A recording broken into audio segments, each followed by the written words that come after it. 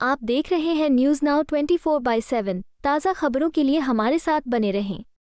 मध्य प्रदेश के पूर्व सीएम और बीजेपी नेता शिवराज सिंह चौहान ने कहा, कल राहुल गांधी ने एक बड़ा सच कबूल किया।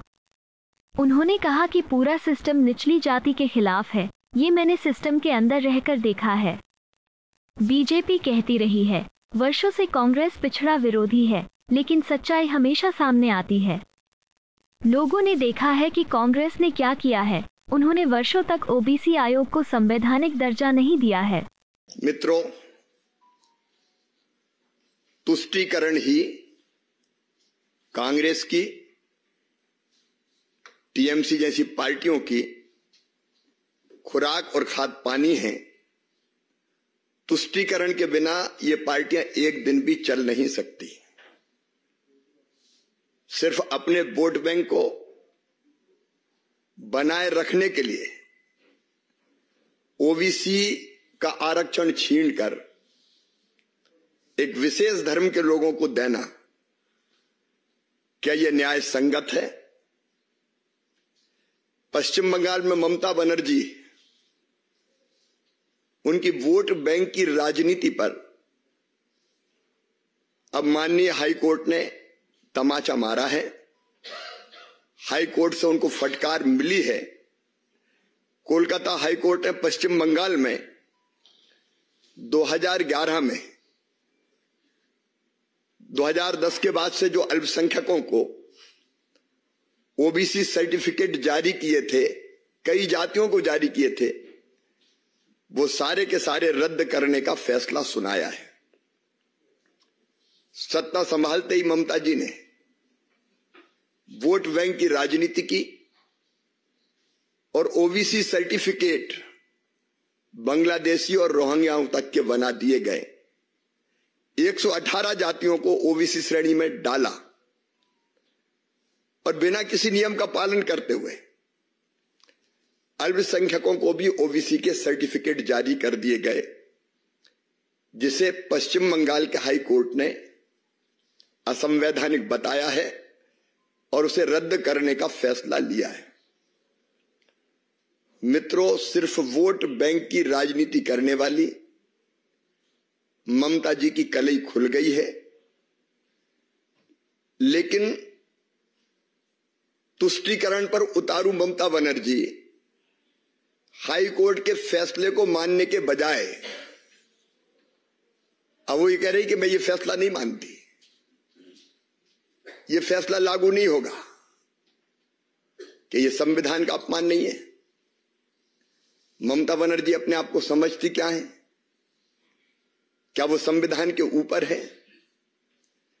आजादी के बाद आज तक जिम्मेदार पद पर बैठे, संवैधानिक पद पर बैठे हुए किसी व्यक्ति ने कभी ये नहीं कहा कि मैं कोर्ट के फैसले को नहीं मानूंगा।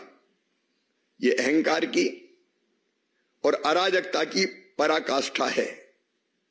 धर्म के आधार पर आरक्षण देने वाले मुख्यमंत्री को एक दिन भी पद पर, क्योंकि धर्म के आधार पर आरक्षण देने की व्यवस्था संविधान में नहीं है, एक दिन भी पद पर रहने का अधिकार नहीं है।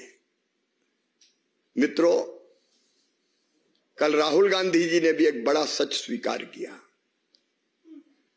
उन्होंने स्वयं ये कहा एक कार्यक्रम में जिसका नाम था संविधान सम्मान सम्मेलन, उन्होंने साफ कहा कि पूरा सिस्टम लोअर कास्ट के खिलाफ है। मैं अंदर रह के सिस्टम को देख रहा हूं। मतलब पंडित जवाहरलाल नेहरू जी ने, इंदिरा जी हो, राजीव जी हो, बाद में मनमोहन सिंह जी हो, राहुल गांधी जी ने इस सिस्टम को अंदर रहकर देखा है और अब बोल रहे हैं कि पूरा सिस्टम लोअर कास्ट के खिलाफ है। भारतीय जनता पार्टी पिछले कई सालों से यह कह रही है कांग्रेस गरीब विरोधी है, कांग्रेस दलित विरोधी है, कांग्रेस आदिवासी विरोधी है, कांग्रेस पिछड़े वर्ग की विरोधी है। सच आखिर सामने आ ही जाता है और कल राहुल गांधी ने इस सच को स्वीकार किया। कब तक गरीबों के साथ अन्याय करेगी कांग्रेस?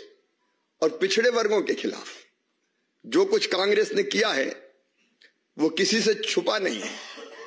40 साल तक ओबीसी कमीशन को कांग्रेस ने संवैधानिक मान्यता नहीं दी।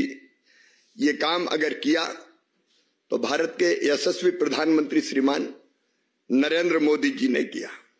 कांग्रेस ने तो दलित हो, ओबीसी हो, पिछड़े वर्ग के लोग हों या आदिवासी हो, उनके हक पर हमेशा डाका डालने का काम किया।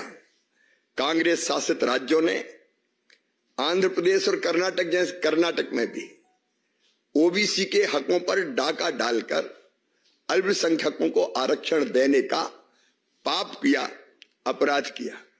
ये कांग्रेस की सरकार थी जिसने अलीगढ़ मुस्लिम यूनिवर्सिटी और जामिया मिलिया इस्लामिया जैसे शिक्षण संस्थानों में भी ओबीसी, दलित और आदिवासियों के आरक्षण को खत्म करने का पाप किया है।